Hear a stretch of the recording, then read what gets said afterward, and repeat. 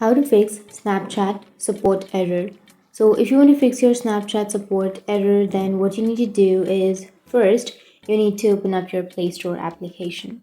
So make sure you have a stable internet connection and then open up your Play Store and go for the search and search for Snapchat.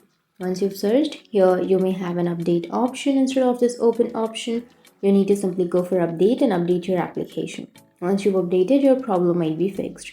But even after updating, if that still doesn't fix your problem, then you need to simply remove that and you can open up your settings. And under settings, you can simply scroll down and here you will have apps option. Tap on apps and then go for see all apps. Go for the search icon which is on the upper right and then search for Snapchat.